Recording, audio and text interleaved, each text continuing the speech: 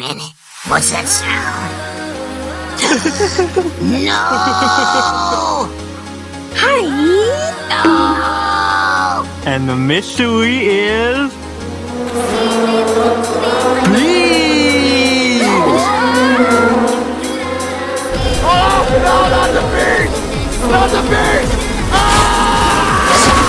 Out of my eyes!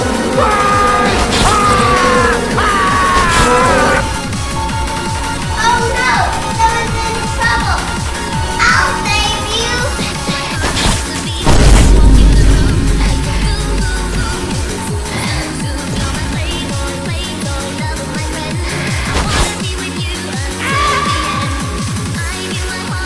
I got this!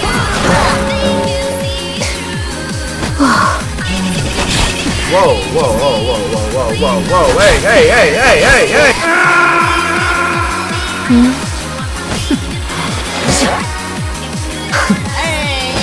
Get your ass back here!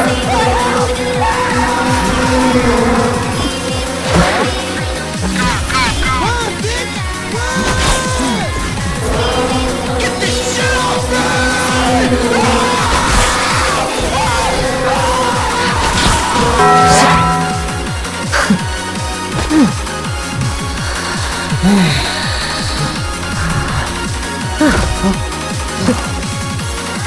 I can smell you.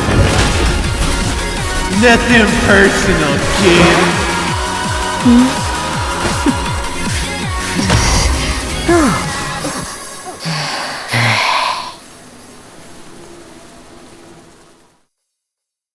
You know, it seemed just yesterday that the Time of Reunion storyline introduced us to 3 lore-heavy characters, one of which being an identity character. In fact, saying that Orpheus was probably the most important character release would be a massive understatement. With his reveal, it would pave the way for alternative versions of other characters and context for certain characters existing. That being said, the Identity format has been pretty mixed in my opinion, with characters either being bad on release or Hullabaloo being extremely strong on release. And now, finally rounding out the Capo group, we finally have the Hunter version of Entomologist, Queen Bee. I've already complained a lot about Queen Bee's design and I really don't want to compare the two anymore, so I'm not going to regurgitate those points. I also somewhat criticized her gameplay in that video, but it was a rough state and clearly not finished. So, with Queen Bee releasing into ranked as I write this, I think it's finally time to talk about Queen Bee. Before we do that, however, we should probably talk about what she actually does, since I didn't make a video on her for first look. I should hopefully be brief since Queen Bee isn't that complicated, so let's review her kits, shall we?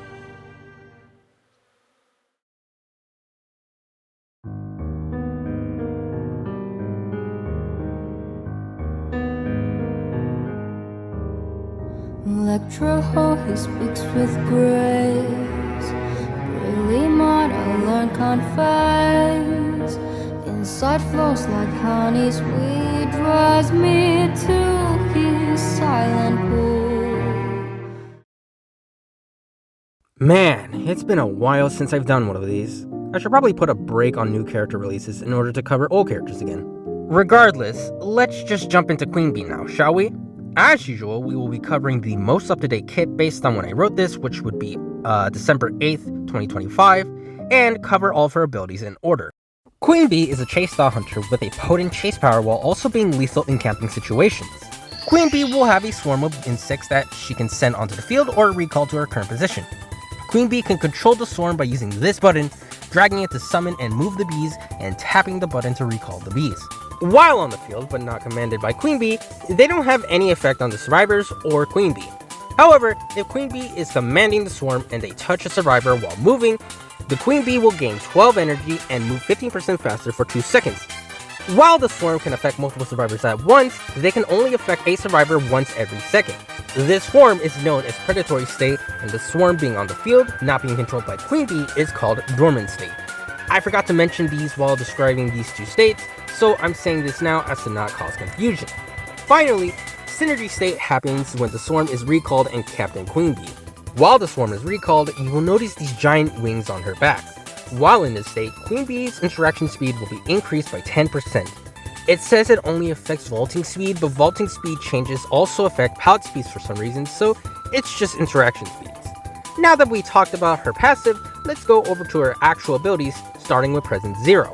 High pathing is just how you recall, summon, and control the swarm and how you use her passive. Since it is just how you use her passive, there's not much else to say about this.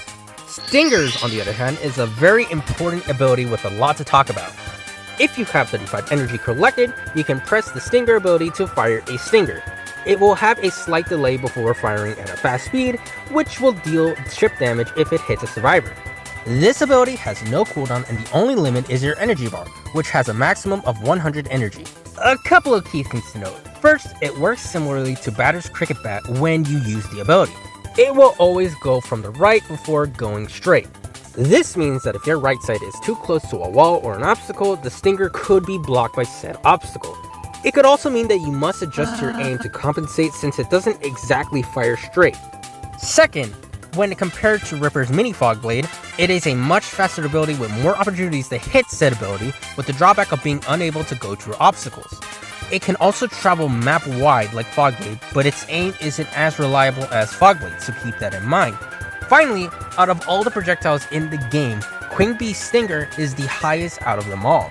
Her Stinger can travel over both low and medium terrain very easily, being able to hit survivors Ripper cannot from a distance. Additionally, she can fire Stingers while chasing survivors on differing elevations effectively. This can be shown off of a basement stairwell and small boat, as you can see by the footage. It does make firing Stingers while on higher elevation impossible to do if a survivor is on lower ground, so keep that in mind. Moving on to Presence 1, Reciprocate allows Queen Bee to fly to the current position of her swarm at the cost of using 15 energy. Similar to Q-ish jumping off of his connections, Queen Bee cannot move when she finishes dashing for a bit and is immune to pallet stunts during the animation. The swarm is automatically recalled to her afterwards, allowing her to interact faster if needed. Finally, while dashing, if you have 25 energy to spare, you can press the Stinger button to fire a Stinger in your camera's direction. This can only be done while you're finishing the dash, so keep that in mind. Finally, at Final Presence, Reciprocate gets upgraded to Hive Cluster, which Queen Bee stays in her swarm if she has extra energy. While in the swarm, Queen Bee will move at 12 meters per second and have a grace period of 0.5 seconds before she drains 6 energy per second. Hive Cluster ends either when you manually turn back into Queen Bee, use Stinger by spending 25 energy, or Queen Bee runs out of energy. And with that said, that about covers everything that is in Queen Bee's kit. Now, I know it took a while to explain, but as you can probably gather, her kit isn't too hard to grasp. A lot of the abilities are just simple to grasp and simple to figure out in just a few games. So, while it was a headache to read out, I don't think her kit is convoluted or stressful to understand. However, the most important part of the character's kit isn't how complicated it is, but about how good or fun the character is. A character can be simple as they can be, and be terrible because of it. Looking at you, Ripper. So, with all that said, let's actually talk about Queen Bee and dissect how good she is, in my opinion. In this space, his voice is pure. Words like gold, ideas are clear. Every thought is mine to mine. Every dream he helps me fly. Light, stay with me. Light, you deceive.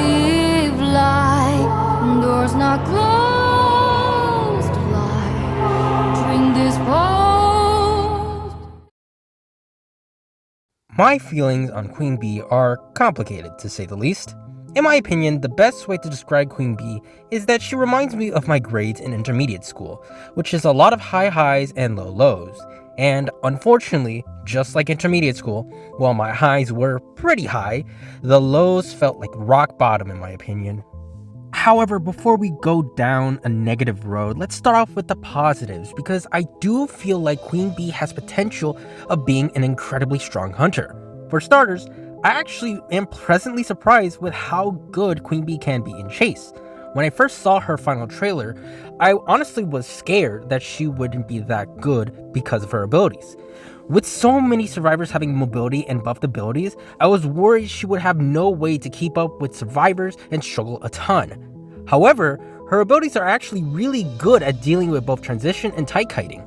The speed boost is a godsend to have, allowing you to close the distance on survivors or chase them more effectively in tight kiting situations. In fact, this speed boost is so good that it is able to keep up with most of the mobility survivors in the game, and once you unlock her other abilities, she can quickly gain distance on survivors.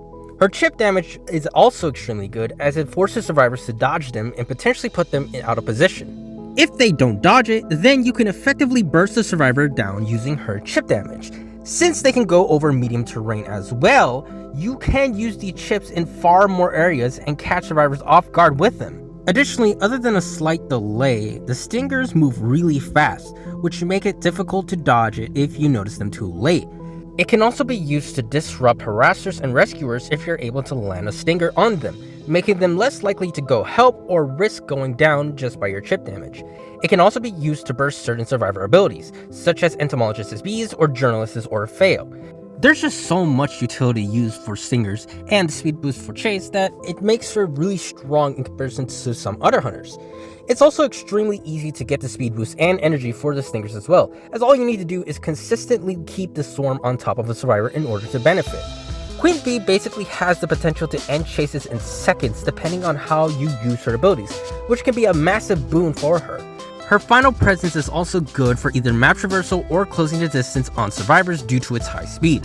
You can almost always guarantee a chip hit using it as well, since it shouldn't be that hard to place yourself on top of a survivor before using stingers. Queen Bee can also use her bees for map-wide traversal, allowing her to cross the map in seconds, which is crucial if you want to pressure the ciphers. You can place your bees on the chair, wander and try to disrupt the ciphers, and then dash back if the rescue happens or you feel like it will happen. Queen Bee just has a lot of mobility and lethality that can make her a very potent in chase, which can be really good. However, and probably what you were expecting me to talk about, but Queen Bee has by far the most disgusting camp in the game. Due to the fact that gathering energy is so simple and stingers have no cooldown, nothing is stopping Queen Bee from really spamming stingers on you. This basically means if you're not careful, Queen Bee pretty much has a guaranteed stuff on you as a normal survivor. Now, certain rescuers may have a chance of being able to rescue her against her, but it still isn't easy and you are still susceptible to being stuffed in certain situations. Additionally, this strong camp makes her a nightmare to deal with in a basement situation, since you need to navigate to the basement, get the rescue off, and try and leave the basement without getting chipped to death. This can be incredibly difficult to do, and it isn't guaranteed that both survivors will be able to escape the basement alive. This camp can single-handedly win the game for Queen Bee, or just force the game into her favor, which can eventually snowball into a massive win. Combine that with Queen Bee's decent chase ability, and it gives Queen Bee a very clear win condition to aim for.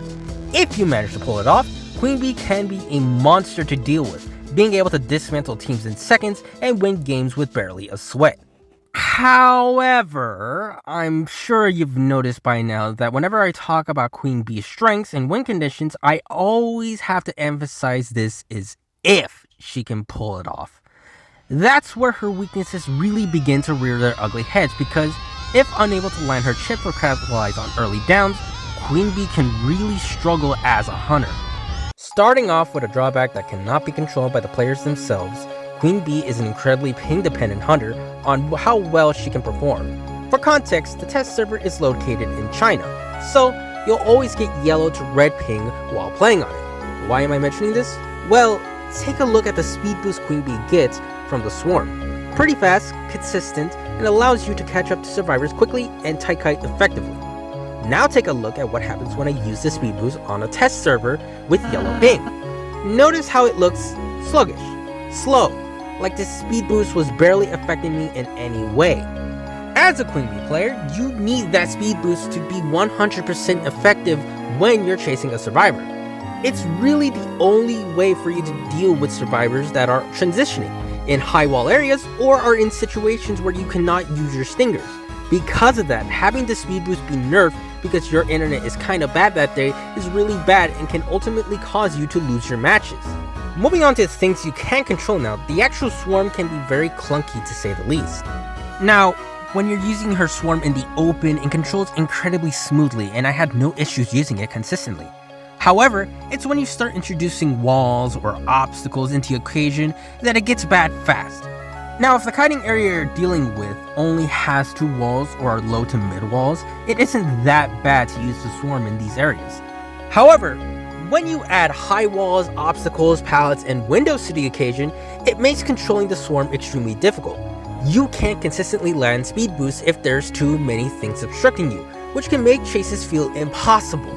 The corner areas in Leos, which can be simple for hunters like Ripper or Leo to deal with, become nightmares for Queen Bee to chase in because there's so many obstructions. On top of that, if you want to send your swarm up a stairwell, you could just forget it. The swarm will fly around the stairwell, behind it, or even fly away from it rather than going up. You're better off just recalling your swarm and climbing up the stairs yourself than to bother using them. The swarm can also just get stuck depending on the obstacles in the way, making them effectively useless and requiring a recall to free them. It just makes the swarm feel bad to control and makes her feel less effective if she is in one of those bad areas. Stinger is another clunky ability to use as Queen Bee, and that has everything to do with how it works. Because it flies a bit to the right, it can make firing the stingers far more complicated. It makes the stingers a bit inaccurate, making you feel like it'll miss even if that might not be the case. It also, as mentioned earlier, doesn't work in high wall areas since the stingers cannot pass through them or go through walls. This makes stingers useless when in these high wall areas, forcing you to only use your swarm while in these kiting areas. This could be made worse if there are multiple walls and windows in that area, thus making both ineffective and making Queen Bee far worse. On top of that, due to there being a brief delay, the survivors have ample amount of time to anticipate the stingers and dodge them with ease. Yes, you could just land all your chips and get the survivor dead in minutes, but you're not gonna be able to do that in every single match. This can ultimately worsen both her chase and camp if you miss many stingers, turning her from a monster to a complete joke in camping situations. Because of that, stingers can be very underwhelming and can oftentimes mess you up because they fire weirdly. Despite hyping up Reciprocate earlier on in my review, I honestly cannot think of a time where I used it even once in my matches. Reciprocate is just too situational of an ability to use early game for me, and I feel like it isn't very good as just using her main speed boost. Now, I do see some potential with it and I will talk about it later on in the next section. However, I just don't think this ability is that useful, and it also is not worth trying to shoot stingers in this ability. It can be easily telegraphed and you spend so much time in animation, making it a really weird way to catch up to survivors. And while I did mention you can use it for map-wide traversal, the reality is that you won't be able to do that unless you park your bees somewhere. I didn't mention this before, but you can only send your bees about 28 meters from your current location, which isn't that far. So while you can use it across the map, you can only do it to a swarm you've just parked. Otherwise, you can't use it for map-wide traversal, which just sucks. I don't even like using it to stay at the chair while I hunt because it means you have to chase all the survivors without the swarm and without spending too much energy. Because you need 15 energy to return, you have to save your stingers and just chase on foot normally. This just sucks to do, so I don't even bother with the ability. Apart from Hive Cluster draining too much energy, I honestly have no complaints about it and believe it is a good ability. Sadly, her abilities are not the only thing she is susceptible to, as she is a hunter who can get destroyed by certain survivors. A lot of meta survivors, such as Lanterners or Puppeteer, have no issues absolutely dunking on her, and her abilities do very little against their overbearing abilities. Additionally, her kit is just really bad when dealing with harassers because of the fact that she really doesn't have anything to force them away. She also isn't strong enough to chase down certain harassers, yet she can only chase harassers down if she wants to deal with them. Unless you want to bring excitement, she will struggle hard against these harassers and probably just struggle against stuns in general. However, in my opinion, the biggest problem Queen Bee has is the fact that she is extremely susceptible to Cypher Rush. If a survivor team just locks in on the ciphers and only rescues when absolutely necessary, there is no way for you to stop a team from Cypher Rushing you. Now, when it comes to this issue, a lot of hunters do have a way to counteract this. Some hunters are just fast, aggressive, or have the lethality to be able to down survivors quickly, thus disrupting the ciphers through brute strength. Others might have a way to slow the game down naturally by stalling out ciphers, remove progress, or have map ability to pressure ciphers. However, Queen Bee doesn't really have any of those things, meaning she gets affected hard by this. The recent hunters also suffer from Cypher Rush in their own regards, but at least they had something to help them out. With Queen Bee, you don't really have anything other than your camp and chase, with it being a guaranteed loss if you fail to use both well. This puts a lot of pressure on the Queen Bee player and forces them to try and play perfectly in their matches and make losing as her all that more bitter. Trust me when I've said I've had so many matches where I had to fight by the skin of my teeth just to win or even tie, which is just not fun to do. Because of that, Queen Bee can be a very inconsistent hunter to play as, and can even be very stressful at times depending on how well you get played. Once again, I do need to make it clear that I do think Queen Bee can be a very good hunter and can be absolutely broken in the right hands. Her speed boost and chip hits can be absolutely devastating, and one successful camp can almost always guarantee you the win. However, after playing so much of Queen Bee, I can't just ignore all the blatant and prominent problems that she suffers from as well. At worst, she honestly reminds me of how helpless Ripper can be at times, which is something I really don't want to be reminded of. However, as stated before, I do see a lot of potential in this hunter, and I want to help you all find a way to unlock that potential. While I don't think I'll be able to perfect her, I do have some tips and potential strategies from playing her so much that I want to share. So, without further ado, let's move on to builds on Queen Bee and my tips on how you could improve as a Queen Bee player. Empty promises still made, bitter tears for trust betrayed. But he locked me out today, left me so lost on a way.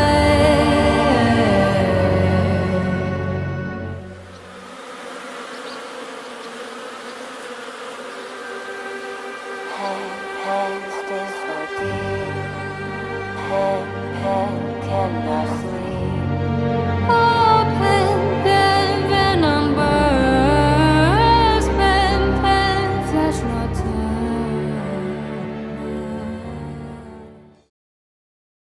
Originally, when I made my Lazy Talk video on Queen Bee, I thought Insolence would be a must-use on her due to the fact that she needs the dash. I was under the assumption that mobility survivors would hard counter her and having a dash would be extremely helpful. However, from watching gameplay and from experience, I don't believe that to be the case anymore. Because of that, I think the best build to run would be the standard trump card detention build. As for your optional points, it depends on what you feel like running. You can run Destructiveness to further buff her pallet breaking speed thanks to her swarm buffing her. You can also just run Berserker to increase her attack recovery or stun resistance for dealing with harassers. For me, I love using Impulsive on Queen Bee because it stacks so well with her speed boost. Stacking these two speed boosts can cause you to cheese a lot of hits out and can potentially down survivors much faster, so I recommend looking into it. Other than that, building your talents is entirely up to you, so I'm not going to go too much into that. As for normal tips when playing Queen Bee, I recommend you make as little movements as possible whenever you are leading the swarm on a survivor. Moving erratically with your swarm may cause them to path poorly when next to obstacles or kiting areas, which can hurt your chances of getting consistent speed boost. By keeping the swarm still on a survivor, you will not only get consistent energy, but consistent speed boost as well. This can be amazing when in kiting areas and when transitioning, so do your best to keep the swarm still on top of a survivor. It is also extremely important that you constantly recall your swarm when you are consistently chasing a survivor. The swarm is likely going to get stuck, positioned poorly, or go in a direction you don't want it to go. Additionally, you might be forced away from your swarm via map obstacles like tram or traits like teleport. If you try to use your swarm while far away, it'll take the swarm forever to catch up, which could be the difference between you getting a hit or not. Because of that, it is crucial that you constantly recall your swarm in order to keep them close and ready. When using stingers, try to aim a bit to the right whenever you shoot your stinger. Because Queen Bee fires slightly to the right, it can somewhat disorient your aim, especially if you're used to Ripper. Additionally, if you're too close to an obstacle to your right, the stinger could be blocked by said obstacle, rendering it worthless. Because of that, it's best to aim a bit to the right when sending your stinger. As for the strategy I think for Reciprocate, if you plan to use it in chase, send your swarm towards an area a survivor is going to before attacking. If you do so, and then the survivor keeps going to that area, you can use Reciprocate to quickly fly over and cut them off from the area. If the survivor sees this and runs somewhere else, you can simply recall your swarm and chase them like normal. Either way, you would effectively zone the survivor out and potentially increase your odds of downing them. Like I said, I don't use Reciprocate enough to know if this will work or not, so take this with a grain of salt, but hopefully you do keep this in mind. I would recommend not using stingers after using Reciprocate until you've unlocked Max Presence. It can be very easy to avoid her stingers after Reciprocate as a survivor, and it wastes a lot of energy by doing so. Once you've unlocked Max Presence, you can guarantee stinger hits far more easily as Queen Bee, so you're best off saving for that. Always try your best to land as many stingers as possible whenever you're playing as Queen Bee. She's in her most lethal when you can land all of her chips and can easily win a game by stuffing rescues. These rescues can only be stuffed because of stingers, so stay calm and try your best to get good at her aim. Finally, understand what kiting areas and survivors you will be facing before entering the match as Queen Bee. As stated earlier, while some areas can be easy for Queen Bee to deal with, a lot of areas can be painful to chase in as Queen Bee. Multiple high walls, openings, obstacles, windows, and stairwells will cause her swarm to freak out and move erratically. On top of that, there's a lot of survivors who will give Queen Bee a struggle to deal with, especially harassers or mobility survivors. Because of that, you should go in with a game plan before the match starts in order to quickly get it down and snowball afterwards. Queen Bee is very susceptible to Cypher Rush, so having a plan will do you wonders when playing her. Queen Bee feels like flipping a coin when playing as her, one side being extremely broken and one side being extremely helpless. She's definitely not on the same tiers as hunters like Hellember or Violinist, yet she also isn't the next broken hunter release. Her effectiveness is solely based on the player and the team they are facing, which I think is a good thing. We've endured so many broken hunter releases back to back now that it's great to have more manageable hunters. Could I be wrong and she turns out to be yet another broken hunter? Probably. However, as it stands now, Queen Bee may have some flaws that can hold her back as well, but she also has a lot of potential coursing in her veins. The only question is, will you be able to awaken that potential? And with all that being said, that about covers everything I have to say about the Queen Bee. A hunter who can be very destructive in the right hands, however can also be very lackluster in other hands. I'm sorry for the lack of videos these past few weeks. I've really been burnt out of videos making these past few months and weeks, but I'm slowly getting back into the groove of things. Hopefully I can finish up one last video before the year ends. You can hold me on that. I just need to make sure that I have an excuse to make a video rather than, blow it off because, I don't have an intro or, I don't have a transition, which is my bad. I'm just really lazy. But the next video will be a Lanternist video. I'm gonna try and make the video before she gets nerfed because yes, she did confirm to get nerfed. So look forward to that. Until then though, thank you so much for watching and I will see you all next time.